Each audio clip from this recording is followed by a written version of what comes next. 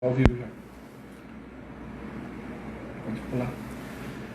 E aí, senhores? O pessoal vai entrando ainda. Pessoal, vamos começar a nossa live hoje com o professor Laurindo. O pessoal está entrando devagarzinho aí. Sejam bem-vindos.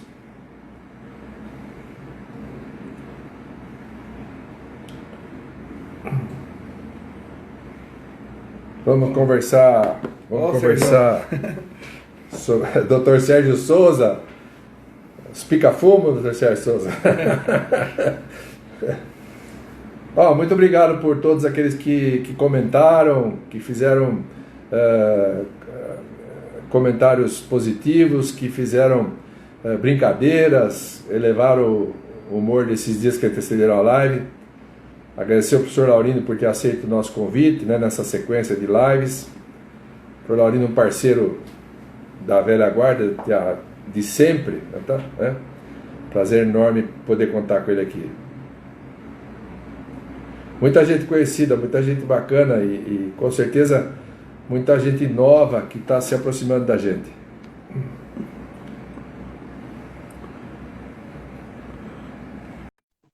Acho bom a gente liberar o Dr. Laurindo, né? Basílio está aí também. Basílio, seja bem-vindo. Basílio também é um dos convidados da nossa live. Fala, mestre Laurindo! Ednão, tudo bem, velho? Ô, cara, que prazer, que enorme, emoção. cara. Prazer enorme. Você não sabe como é que eu tô emocionado, cara. Tô até nervoso. Até comprei uma camisa nova. E aí, Ednão, tudo bem, cara? Que prazer. Graças a Deus, você. Você não sabe a alegria que eu tô de participar dessa live esse fim de semana inteiro. Esse segunda, terça e quarta, só pensei nisso o tempo inteiro. Eu estava comentando hoje com uma moça que trabalha lá comigo, que aí eu comecei a me preparar para participar da live. Aí eu peguei e comecei a ler o livro de diagnóstico. Como se eu fosse aprender alguma coisa agora, né? Falei, não vou ler não. O que eu já sei, eu já sei. Vamos só curtir essa noite, que eu tenho certeza que vai ser maravilhosa. Obrigado, viu, Dinão? Obrigado pelo convite. Prazer tudo meu, prazer tudo meu. Estou muito feliz, cara. Então, eu achei lá que quando a gente planejou fazer essas lives, né, seu nome veio na cabeça imediatamente, porque a gente não tem muitos representantes dessa era, né, tá? Né? Desse nosso começo, né, tá? Verdade. Vocês estavam começando como alunos e eu estava começando como professor, né, tá? Né? Então, acho que esse começo positivo, né? Você sempre com esse bom humor seu, o Cabreira fazendo parte do jogo, né? Nossa Senhora. Acho que esse começo ajudou a temperar quem nós somos, né? Criou a têmpera dos ortodontistas que nós nos tornamos, né? Tá? Sem nenhum pré-julgamento, sem nada preconcebido, Verdade. muita franqueza, né? A gente admitia as nossas limitações, corria atrás de superar os nossos problemas, né? Tá? Vocês trazendo os casos durante o curso de especialização para a gente planejar, né? Adiantava uma experiência rica, né? Tá? Sempre com um viés muito positivo, né, cara? Acho que isso fez a gente criar essa legião de amigos que a gente tem hoje pelo Brasil, né? Tá? Eu lembro que quando a gente chegava no centrinho com centenas de casos, né? Você perguntava, vocês vieram de Kombi hoje? De tanto caso clínico que a gente levava para planejar, aquele monte de modelo, meu Deus do céu. Eu não sei se você lembra, virou rotina, né? Que os outros alunos da especialização, que não traziam os casos, eles usavam para sapear também, né? Para poder pegar um pouquinho da experiência, né? E aquele tempo as coisas eram muito diferentes. Acho que o tema da live também fez muito sentido, né? Eu às vezes, tenho a impressão que quem não viveu essa história, né? Por mais informação que tenha, e hoje as informações são muito vastas e disponíveis, eles precisam de feedbacks constantes para eles poderem realmente dimensionar como as coisas eram, porque as coisas eram muito difíceis, né, cara? O acesso à literatura, né, tá? Então, quando a gente quando a gente dizia para alguém, ó, fulano escreveu isso, ciclano falou aquilo, era meia dúzia de artigos que estavam disponíveis, né? É. Os outros eram muito difíceis, né? E acho que vocês fizeram parte dessa... Acho que na minha vida profissional, né, vocês foram a primeira onda na direção do ensino, né? Eu aprendi a conviver com os alunos de especialização, começando com vocês, né? E depois com a pós-graduação. Aquele tempo a carência era muito grande, né? E ela nos unia, né? Porque quem precisa corre atrás, né? E a gente não tinha nenhum tipo de restrição para admitir que não sabia, né? Sabe uma Então, coisa que... Pode falar, pode falar. Não, uma coisa que me deixa, que é muito marcante na minha vida, é que quando eu comecei a fazer a pós-graduação e tive a oportunidade de ter você, com todos os professores da USP, com um convívio, eu não tinha ideia como é que era a pós-graduação. Eu achava que a pós-graduação era igual na graduação. E na pós-graduação eu senti uma amizade, né? Então a gente não tinha medo de vocês, a gente tinha confiança em vocês, respeitava, vocês eram todos nossos ídolos, né? A gente tinha vocês num patamar muito elevado, mas ao mesmo tempo vocês passavam para a gente essa segurança de ser amigo. Então eu lembro do churrasco que a gente fazia lá naquele consultório antigo que eu tinha, lembra? Lá no Parque Vista Alegre, era uma clínica popular que tinha uma mangueira no fundo, e a gente fazia churrasco, e chegava todos os professores da USP para o churrasco no fim de semana lá. Então, acho que foi um começo de uma nova era do ensino da pós-graduação, onde os professores eram muito próximos dos alunos, né? E a gente se tornou amigo. Uma amizade que dura 40 anos. Isso aí é muito raro, né? Isso é muito bonito. Lembro que num desses churrascos, né, a primeira vez que minha esposa foi, né? Ela era jovem, vaidosa, né? Ela foi com uma quizarina. Né, quizarina, uma sandália. Não, desse tamanho. Sandália custava R$5.000. Daí chegou lá, pô, você devia ter me avisado. Eu falei, cara, a gente não se liga nisso. A gente ia lá para comer carne e tomar cerveja, né? Me lembro perfeitamente dele. Dá muita risada, né? Muito bom, muito bom. E sabe, Lau, os meninos perguntaram para mim como é que eu queria chamar essa live de hoje, né? E eu falei para eles, a ortodontia nem sempre foi assim. Porque eu geralmente, quando posso, conto as histórias desse tempo, né? Mas eu queria que você contasse, né, a posição que o ortodontista tinha, né? Com o consultório aberto, recebendo pacientes ainda em treinamento, né? Recebendo pacientes adultos, mutilados, né?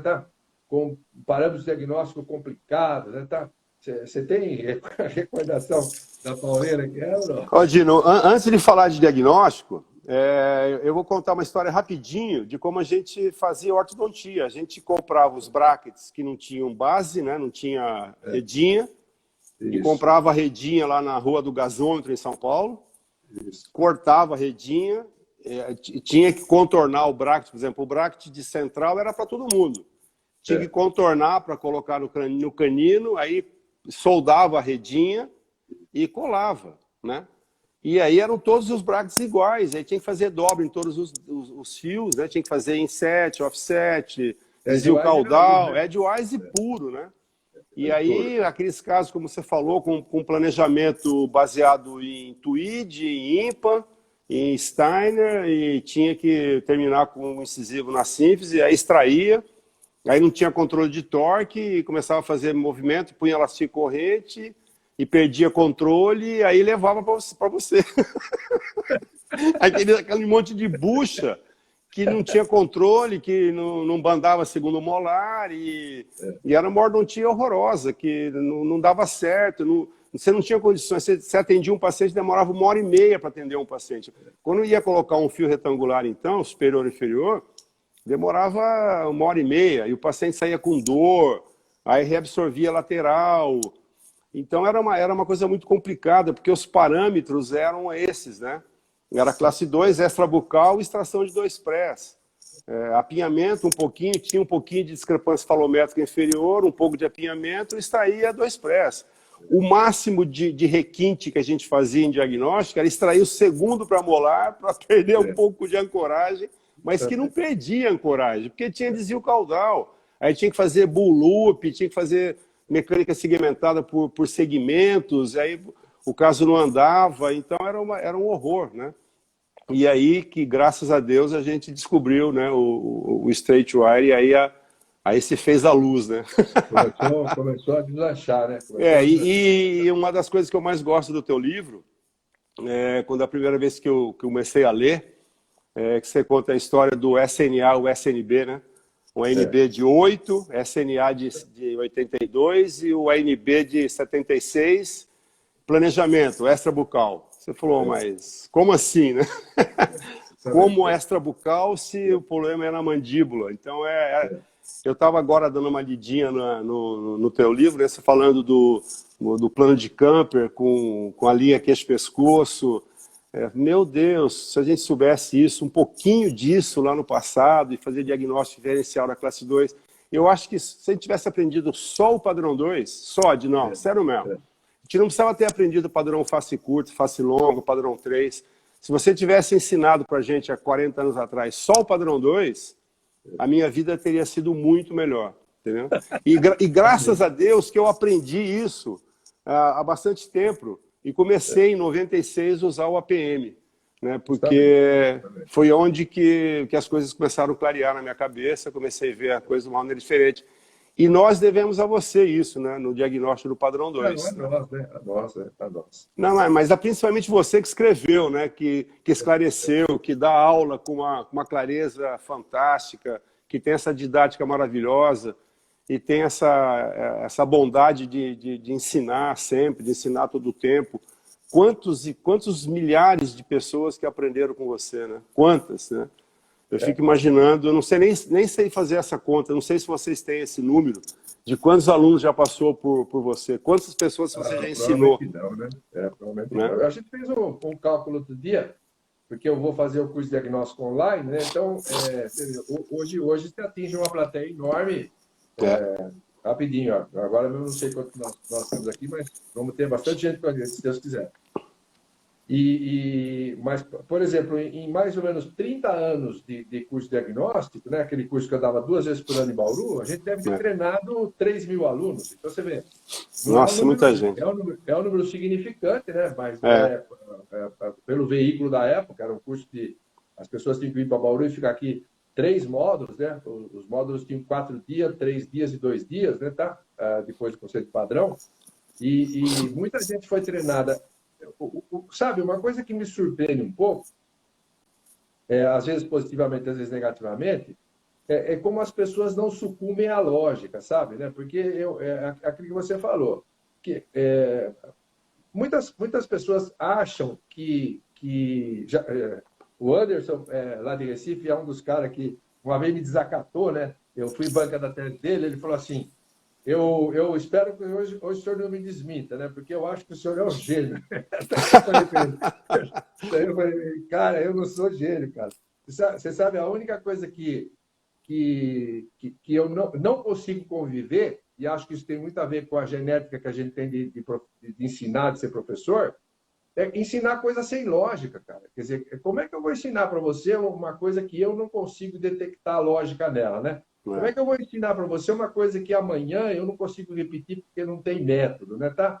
Então, acho que isso hoje é uma coisa que a juventude, os meninos de hoje, tem muito mais acesso, né? Porque eles aprendem sobre isso, sobre a construção do conhecimento no mestrado e tal, né? E naquela época, quando a gente fazia mestrado, o mestrado era essencialmente técnico, né?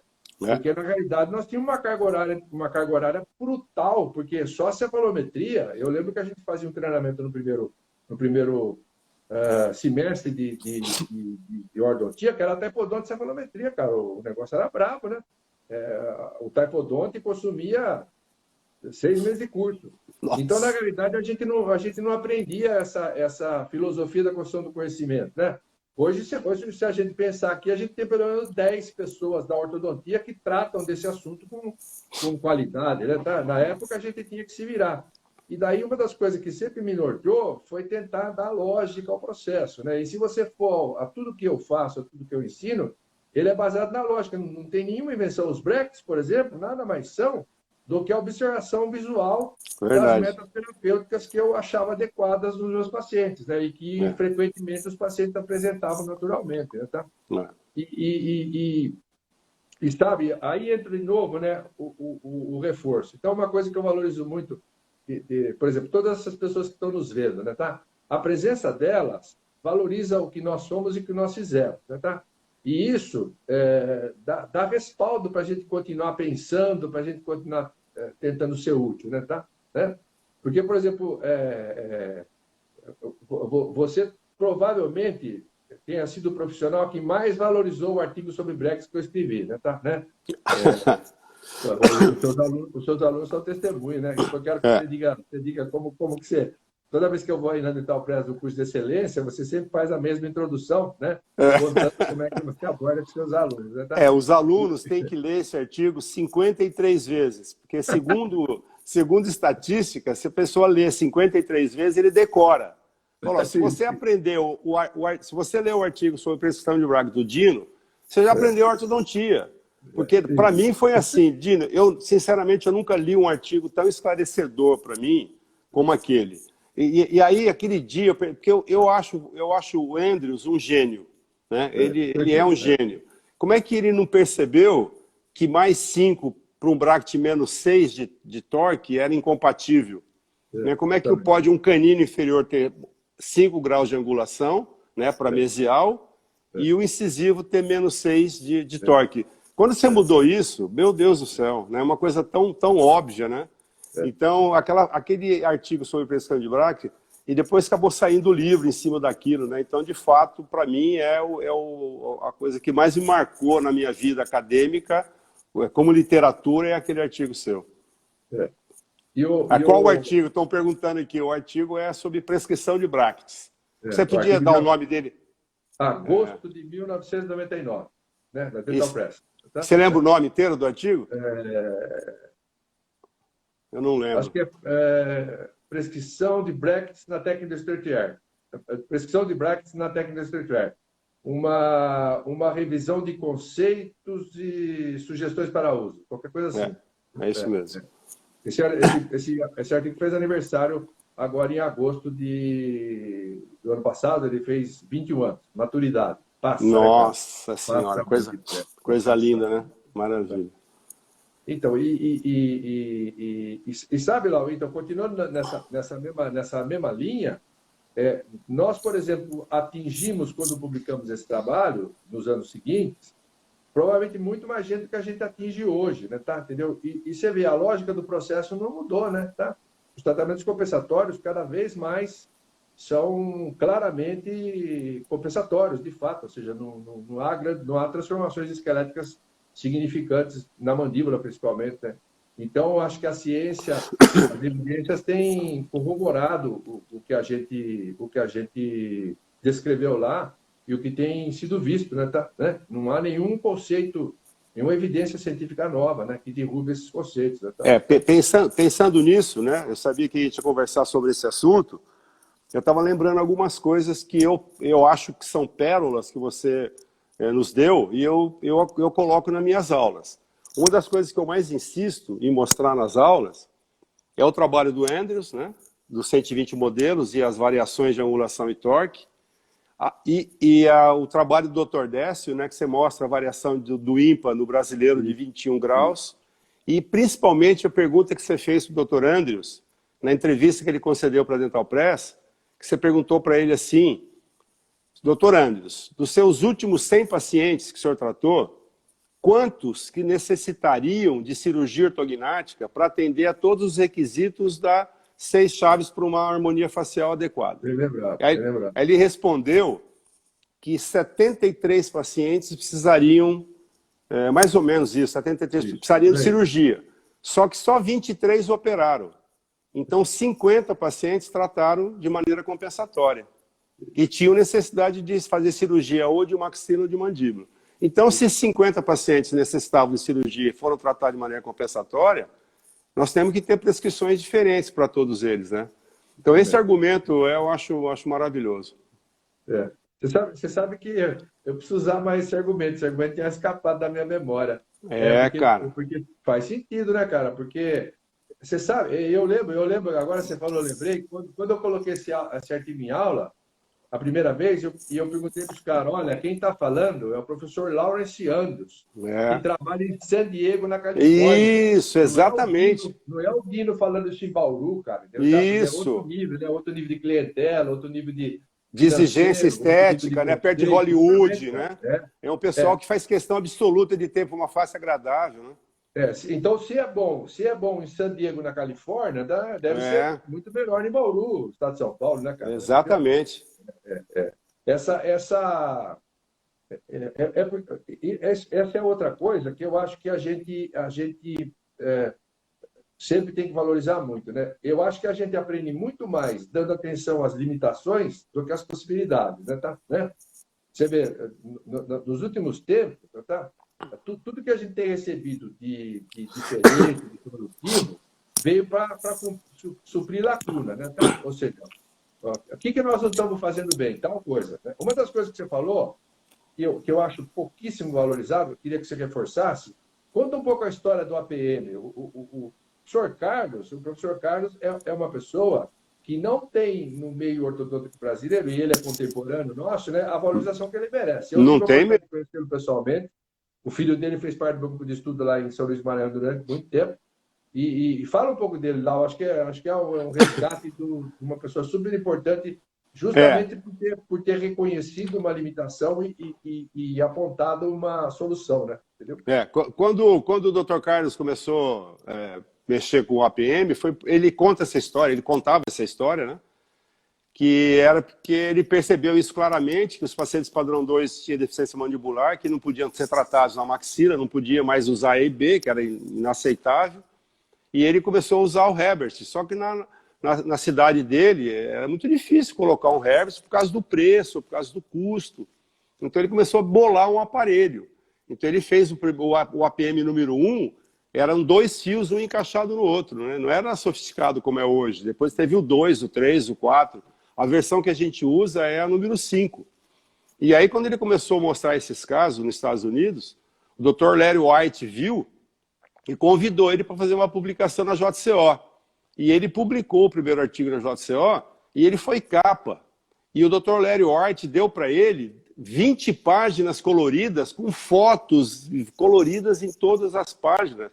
É uma coisa inédita na história da JCO. Nunca ninguém teve esse privilégio. E ele publicou, acho que umas 5, 6 vezes, dessa mesma maneira, com essa mesma qualidade. Ele ficou, o Dr. Larry White ficou impressionado com a capacidade que ele tinha, porque, na verdade, ele distalizava molar, ele extraía primeiro o molar. Os pacientes dele tinham molares comprometidos, que tinham que fazer grandes obturações, ele falava, não, vamos extrair primeiro o molar. Mas como? E ele trazia o segundo e o terceiro para frente, protruía os incisivos, e também distalizava o molar com a APM. Enfim, ele fazia milagre. Ele usava o APM com muito mais habilidade do que todos nós, né? Eu nunca conseguia chegar nem na metade dos resultados que ele conseguia, que era uma coisa impressionante. Então, de fato, você tem razão. Eu acho que a gente não dá o devido valor que ele merece. Precisaríamos homenageá-lo mais, né? E, na realidade, acho que ele foi o pai do protator simples, né? Tá? Porque, sem dúvida. Os outros protatores todos, exceto o Herbert, tem um desenho e uma intenção terapêutica muito parecida com o protator dele, né? Tá? Sem dúvida. E eu costumo dizer sempre, né? Porque as pessoas, como você falou, usam o protator, mas não dão a ele o devido valor. Eu acho que pela prevalência da classe 2, pela prevalência da localização da mandíbula, pela prevalência de casos de baixa complexidade de cirurgia, a imensa maioria não faz cirurgia, né, tá? O grande instrumento de correção da classe 2 no nosso meio, em pacientes de dentadura permanente jovem, são os protatores. Sem dúvida. Né? E os protatores todos, exceto o Herbert, né, tá? Fazem mais ou menos a mesma coisa. Né, tá? Né? e a gente continua sem valorizar ou sem dar para esses casos um protocolo de ação consistente, tipo, vamos provocar isso, que é o que está na literatura, né? A gente Isso. tem trabalhos investigando efeitos no tecido mole, no tecido duro, e a literatura também tem com N tipos de abordagem, e você sabe, o resultado mais consistente é a inclinação vestibular do ensino inferior, tá? Exatamente. Seja qual for o protocolo que você usa. Exatamente. E as pessoas relutam em assumir isso, né? Tá? Fazem uso do aparelho e não apresentam ao aluno o protocolo. Daí o aluno usa e acha que ele vê naquilo um problema, um defeito do aparelho, quando na realidade não é um defeito, é uma característica, né? Uma característica do APM. Né? Tá? Não respeitam alinhamento e nivelamento, coordenação de interarcos, bandagem segundo molar, reversão de curva de SP, dobrar atrás, preparar o caso, avançar aos poucos, né? Ter controle. Então, de fato, tem que ter um protocolo de uso, senão, de fato, não vai dar certo, né? Ou então vai ter iatrogenias que a gente não gostaria que tivesse, né? Estou lembrando também do artigo do Danilo, né? Do Danilo. O Danilo também trabalhou com a amostra da PM, né? Inclusive, é uma história que eu gostaria de contar que eu esqueci. Você pediu para falar do Dr. Carlos. Quando o Danilo foi fazer o doutorado dele, o mestrado ele fez com o McNamara, lembra? O expansor do McNamara. Aí no doutorado ele me ligou, né? Falou, eu queria usar a tua amostra para fazer um trabalho com a PM. Eu falei, Danilo, faz com a amostra do Dr. Carlos, pô. Ele falou, mas como é? Será que ele vai me dar a amostra? Eu falei, pede, né? Não custa pedir. Aí ele pegou e ligou pro Dr. Carlos, Dr. Carlos, sou sobrinho do Laurindo e tal. Eu estou querendo fazer uma tese de doutorado, o senhor poderia me emprestar a sua amostra? E o filho dele iria fazer mestrado, logo em seguida. Quer dizer, é muito altruísmo. Você dá a sua amostra para um cara que você não conhece, quer dizer, que é sobrinho de um amigo seu. Cara, e ele tratou o Danilo, o Danilo foi para lá, mudou para São Luís, né? E ficou lá, hospedado no hotel, mas o Dr. Carlos pegava ele toda noite para jantar, tratou igual um filho. E cedeu a amostra todinha dele, que é de uma riqueza. Aí depois de algum tempo, o Bruno fez a dissertação de mestrado dele, comparando o trabalho do Danilo com uma amostra de adultos. Aí a amostra de adultos tinha casos meus, Dr. Carlos. A diferença da amostra do Danilo para do Bruno foi que o Danilo mostrou uma coisa que a gente achava que não, que o superior também acaba respondendo um pouco à mecânica, né? Você tem um pouco de perda de controle de torque dos incisivos superiores. E o Bruno mostrou que no adulto isso acontece muito menos, que o efeito é mais nos dentes inferiores, o que é interessante. Né? Sim, faz sentido, né? Faz sentido. Outra coisa, Lau, agora é um testemunho seu. Né, tá? Pediram para fazer uma live com o Dr. Carlos. Eu não vou fazer, não. Não, nem eu. Por enquanto, não, gente. Desculpa a brincadeira, mas o querido Dr. Carlos já é falecido, infelizmente. É uma pessoa querida. Muito querida, muito querida. As primeiras vezes que eu fui para Maranhão, eu tive a oportunidade de estar com ele, com o filho dele.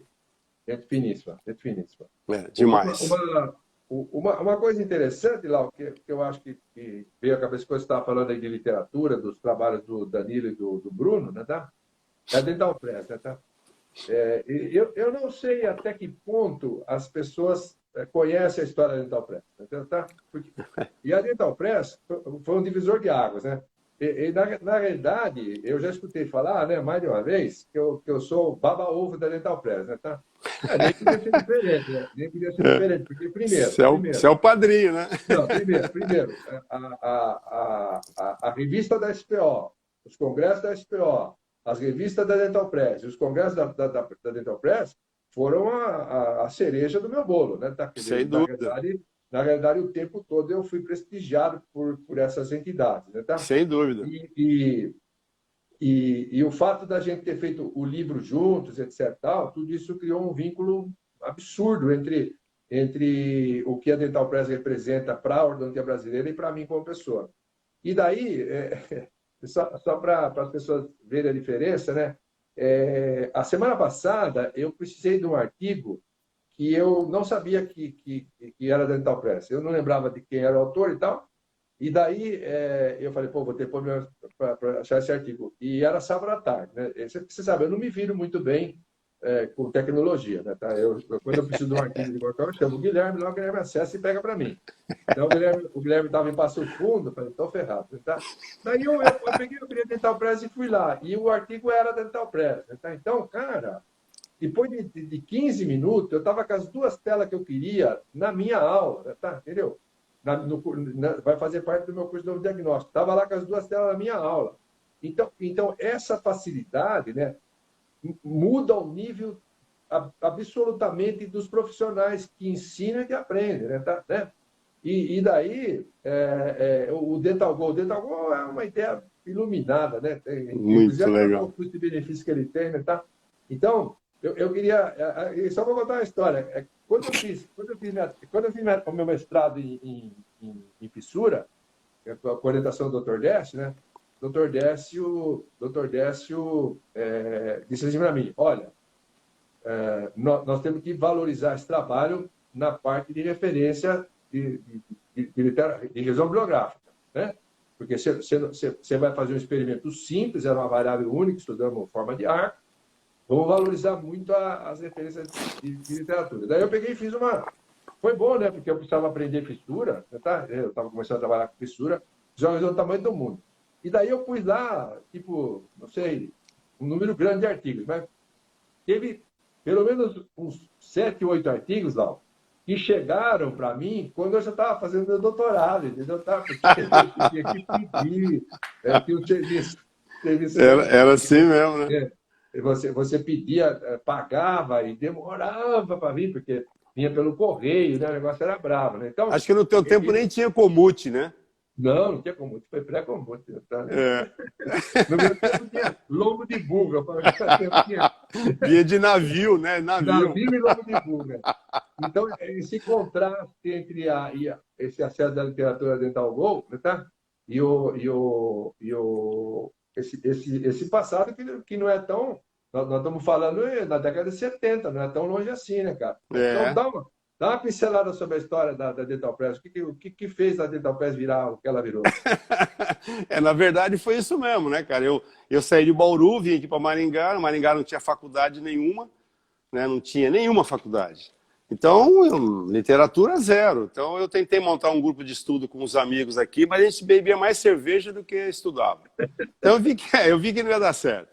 Aí fiz grandes amigos nesse grupo e tal, mas falei, não vai dar certo. Eu comecei a assinar a revista. Perguntei para você não se lembra.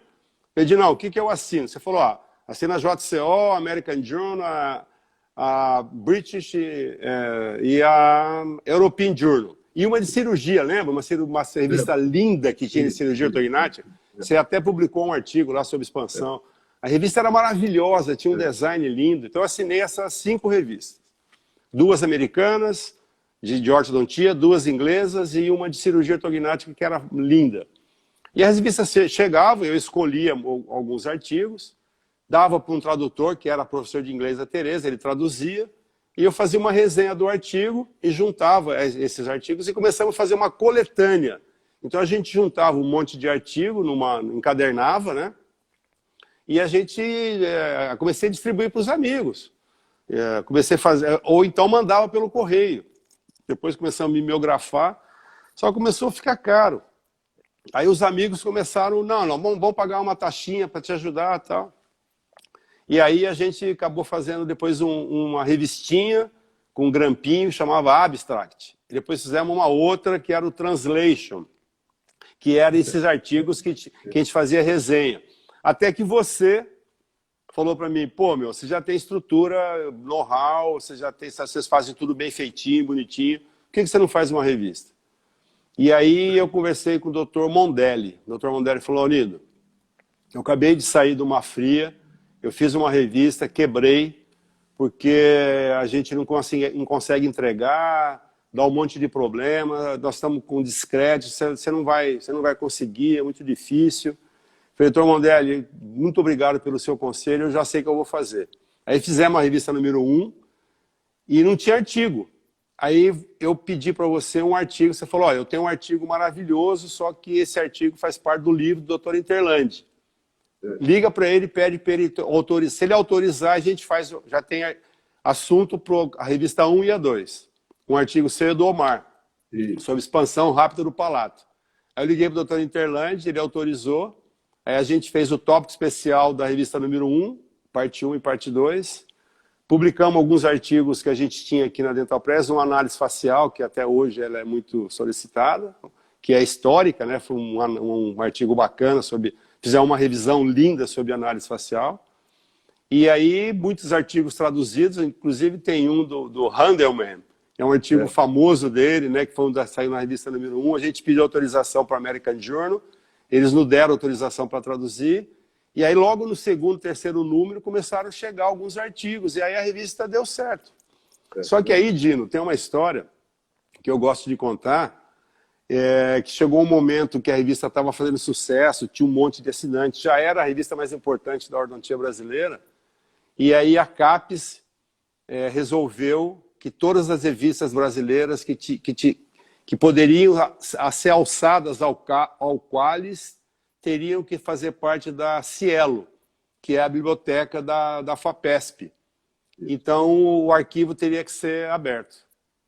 E aí a Dental Press ia quebrar. Se a gente não abrisse no Cielo, a gente não teria Qualis. Se a gente não tivesse Qualis, não teria artigo. Aí a Dental Press teve que tomar uma decisão. Aí os meus amigos, os meus parentes falaram, você é louco, você vai disponibilizar o acervo. A internet já estava bombando nessa época. E aconteceu de fato isso, a gente abriu, eu achei que era a melhor decisão, era ir atrás do prestígio, não do dinheiro, e a gente abriu, e aí caiu, despencou para, assim, tinha 3 mil assinantes, foi para 500. Só que aí a gente criou a revista Clínica, que acabou pagando o almoço, né? Acabou, senão a gente teria quebrado, né? Mas a história foi essa, mas eu devo essa coragem de ter feito a revista a você. Você falou que não, que daria certo, e eu acreditei, cara, que daria certo. Eu acho que tinha uma carência enorme, né, de um veículo, né, um veículo ortodôntico, né? A ortodontia estava crescendo do modo bruto, né? E acho que a Dental Press ajudou a qualificar a ortodontia brasileira, né? Os clínicos aqui não têm desculpa para não apresentarem para os seus pacientes os trabalhos que eles vão executar, né? Porque uma das lives que a gente vai fazer com o Basílio vai falar justamente sobre isso, né? Como é importante hoje que o paciente seja convencido, que ele receba informações e seja convencido do que ele vai fazer. Exatamente. Esse é outro poder enorme que o Dental Go tem, né? Porque, na realidade, eu costumo dizer sempre que, às vezes, eu quero mostrar uma coisa muito particular, né, para um paciente que eu vou fazer um retorno, e daí eu dou uma fuçadinha na Dental Go lá para ver se eu acho, por exemplo, uma paciente do mesmo gênero, né? Tá? Da mesma idade, né? Eu faço isso também, a mesma queixa, né? Porque o paciente se coloca na posição e o foco fica mais objetivo, né? Tá? Ô, Dino, deixa eu só acrescentar uma coisa, senão vai ficar parecendo que o Dr. Mondelli me desanimou. Na verdade, não. Na verdade, ele deu uma grande força, né? Porque com a dica que ele me deu, o que nós fizemos? Nós fizemos, por exemplo, tinha 3 mil ortodontistas. A gente tinha o mailing de todos eles. A gente, durante esse tempo de embrionário da Dental Press, a gente foi estruturando e tendo endereço, né? Porque o mailing antigamente era um endereço, era rua, CEP e número da casa. E a gente tinha o endereço de todo mundo. Então a gente fez a primeira revista e mandamos de graça para todo mundo. Então o primeiro número, a pessoa já recebeu.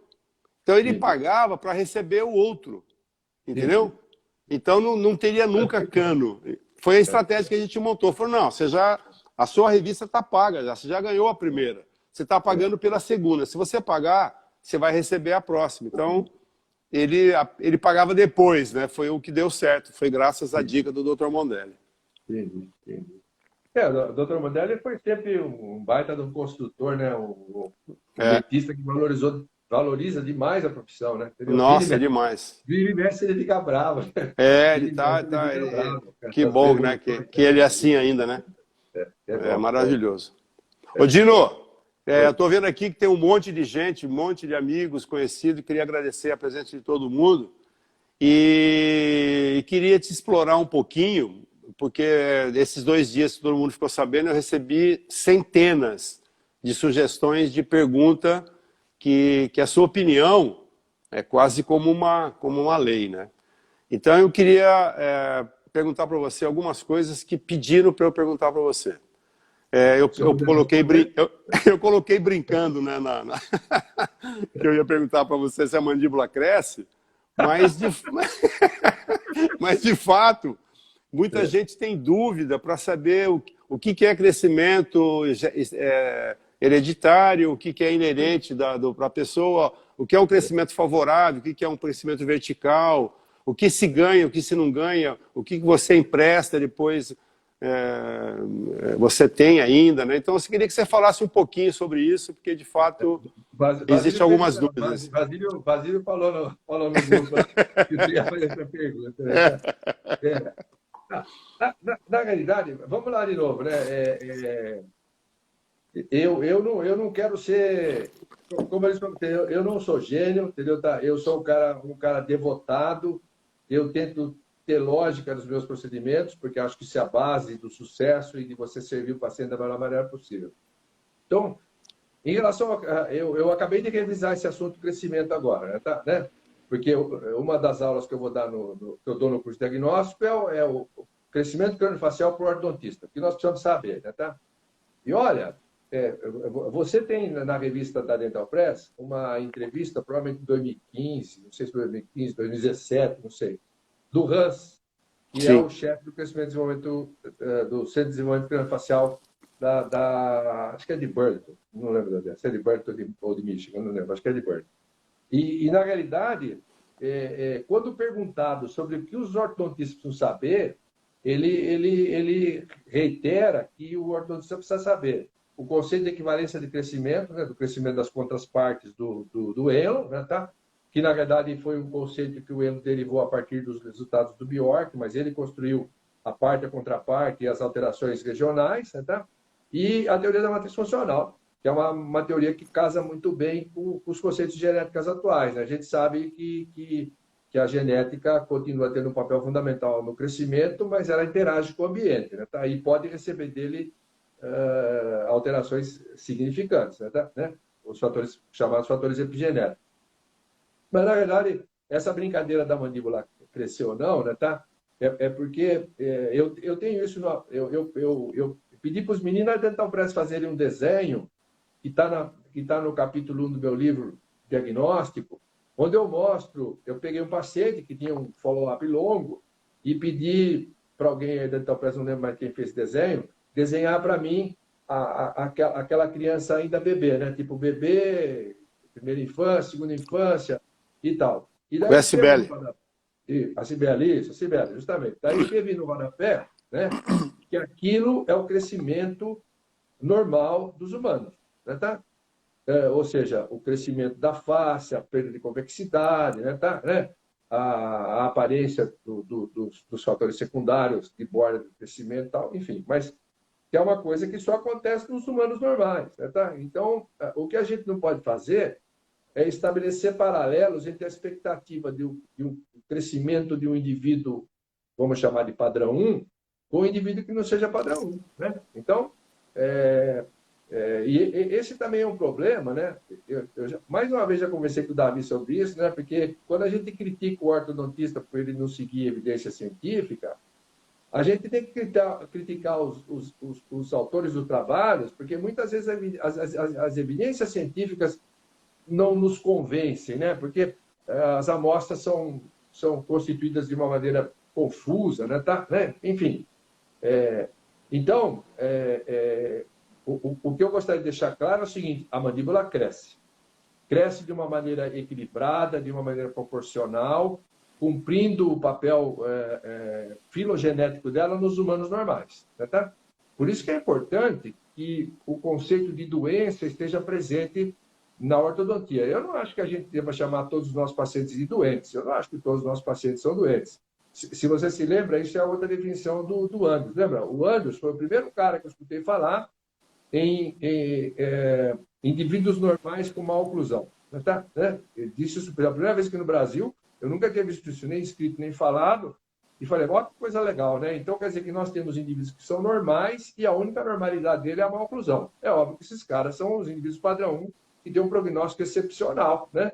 Sendo classe 2, classe 3, seja mordida aberta, mordida profunda, eles vão ter um crescimento mandibular que se espera. Nesses indivíduos, a mandíbula cresce e cresce cumprindo o papel filogeneticamente determinado para os humanos. A partir das variações de crescimento normal, que é o face longo, face curta, o deficiente mandibular, o padrão 2 e o padrão 3, o crescimento não é mais normal, né? E ele caracteriza a doença, né? Tá, né? Se a gente quiser resumir isso num conceito ditado recentemente, se você pegar o artigo do Buchang, onde ele explora o manejo da recolocação mandibular pelo controle do crescimento vertical da face, ele deixa claro, né, que o principal responsável pela recolocação da mandíbula para frente e para cima durante o crescimento é o crescimento condilar, né? É o crescimento do côndilo para frente e para cima, que roda a mandíbula para frente e para cima. Bjork. Então, isso. Reforçando o que o Bjork diz, né? E que não há nenhuma evidência que a gente possa conseguir ganhar mandíbula se não for interferindo sobre esse processo rotacional, que é a proposta dele, trabalhando, então, intruindo com mini-implante os dentes posteriores e superiores, impedindo que os dentes posteriores e inferiores extruam e permitindo que a mandíbula rode, né, tá? Os resultados são limitados, mas essa linha de raciocínio, tá? Que está sendo adotada pelo Vilela. O Vilela também tem isso que eu ia falar. Um protocolo interessante. Aquele caso que ele mostrou para a gente, maravilhoso. Você lembra, né? Ele mandou para a gente. É muito interessante. E eu acho aquele protocolo... Esse protocolo do Vilela é exatamente isso. É você fazer um avanço de mandíbula num paciente... Porque, na realidade, o Buchang chama esse paciente de classe 2 hiperdivergente. Eu chamaria de um paciente face longa classe 2, tá? Né? Por crescimento distal de côndilo. Então, o que esse indivíduo precisa é recolocar a mandíbula dele. Para ele recolocar a mandíbula dele, que cresce, mas cresce na direção errada. A mandíbula cresce. A mandíbula cresce, mas na direção errada. Você precisa recolocá-la. Para recolocá-la, você precisa controlar o vertical posterior da maxila, tá certo? E impedir que haja uma compensação. Essa compensação ainda está para ser provada, né, tá? Porque, aparentemente, o alvéolo inferior tem pouca capacidade de crescimento para cima, né, tá? Mas, enfim, é uma hipótese. Tentar controlar isso também. E, como consequência, fazer uma reposição da mandíbula no sentido anti-horário. Então, o protocolo do Vilela me parece mais interessante, porque provavelmente mais aceitável pelo paciente, porque desde o primeiro momento você normaliza a maxila, faz a intrusão e executa o avanço também com controle de inclinação vestibular. Você está dando ao paciente uma estética melhor. Acho que ele vai suportar, ficar mais tempo envolvido nesse protocolo, né, tá? Porque ele de fato já está corrigido, né? Os dois arcos dentários foram recondicionados, o avanço já foi feito e, junto com o avanço, você está limitando a compensação inferior e, portanto, permitindo que a mandíbula alce voe no sentido para cima para frente. E para frente, né? Tá, né? Então, eu acho que não tem nada de novo nisso. Isso é que você falou, a base disso é Bjork, 60-70, né?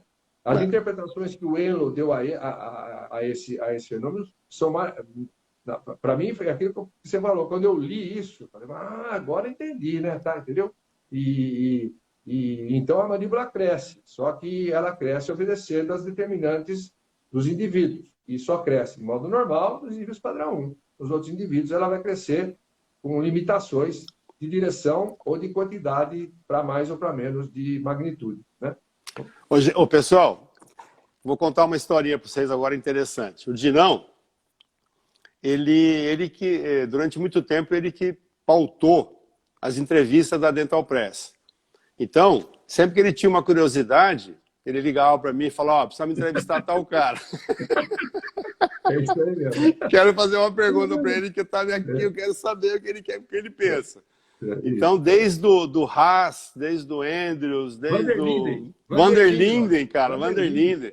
Aí a gente ia entrar em contato, ia atrás do cara, às vezes não achava, não sabia quem conhecia o cara. Aí conseguia descobrir, ficava um ano para tentar uma entrevista. Aí o Dinão coordenava as entrevistas e perguntava aquilo que ele queria saber. Então, esse lance do Andrews, ele queria saber isso do Andrews. Ele foi assistir uma palestra uma vez do McNamara, do Haas em Chicago, e voltou de lá alucinado com os resultados de protração de maxila. Aí, vamos entrevistar o Haas. Aí falamos com o nosso amigo lá de Rio Preto, o Lima. Aí o Lima entrou em contato com o Dr. Haas, entrevistamos e tal. E aproveitando isso, Dinão, sempre que alguém fala em protração de maxila, eu tento explicar isso para os nossos alunos, que quando você faz uma Lefor 1, você está trazendo o ponto A para frente, é bacana, resolve e tal, mas o osso da maxila é a parte mais baixa da maxila que é levada para frente, então é mais o osso alveolar. A maxila seria o complexo nasomaxilar, né? E isso a gente nunca tinha visto, e parece que agora vocês estão conseguindo alguma coisa legal aí com o protocolo do De Klerk, né? Queria que você falasse um pouquinho disso também. Hoje eu conversei com uma paciente do consultório, né, sobre o protocolo De Klerk, né, tá? Na verdade, hoje eu recebi o menininho que tem 11 anos, né, tá? Ele acabou de colocar as mini placas e hoje ele já começou a usar o elástico e hoje ele veio botar a placa de desoclusão porque ele tem uma mordida cruzada anterior e pelo protocolo quando a mordida cruzada anterior, a gente botou uma placa de desoclusão para destravar, né? A gente tá bacana. Daí eu estava explicando para o menino... eu tive com ele com esse negócio da pandemia, né? Você perde um pouco a noção de quando você teve com o paciente, né? Porque o paciente parece que foi ontem, foi em março, né? E daí, olha que testemunho interessante. Como eu, de fato, me deixo envolver por coisas que suprem lacunas. Ela falou assim para mim, o menino chama Valentino. Daí eu estava explicando, ela falou assim, olha, doutor, o senhor não precisa explicar mais para o Valentino, porque eu já expliquei para ele. O dia que a gente saiu daqui, eu falei assim para ele, fiquei emocionado quando eu falo isso, cara. Ele falou, você viu o brilho no olho do doutor? Ai, que legal, cara. Ele é apaixonado por esse tratamento que ele vai fazer em você, cara. Nossa! E ela é artista de teatro. E daí o menino virou para ela e falou assim, igual você, mãe, é apaixonada pelo teatro. Ai, então, que legal, a gente deixa transparecer toda vez que a gente tem acesso a um protocolo do qual você está carente. E aí, de novo, né, isso aqui é um conselho, e vocês me perdoem, mas eu estou na época de dar conselho. Né? Você pode, não, você pode. E estão nos assistindo. Valorize sempre muito mais na sua prática as limitações do que as possibilidades. Primeiro, porque as limitações nos fazem ser humildes. Segundo lugar, porque as limitações mostram para nós que nós não estamos prontos, que nós não sabemos tudo, que nós temos o que aprender. E isso nos faz ficar atento para saber quando encontramos o que precisamos. É exatamente o que aconteceu. E daí ela lembrou que eu contei que o dia que eu fui no congresso da SPO, e eu já tinha lido o trabalho publicado do De Klerk no Journal Maxillofacial Surgery, né, a série inteira, porque a gente já estava programando pós-plaquinhas. Né?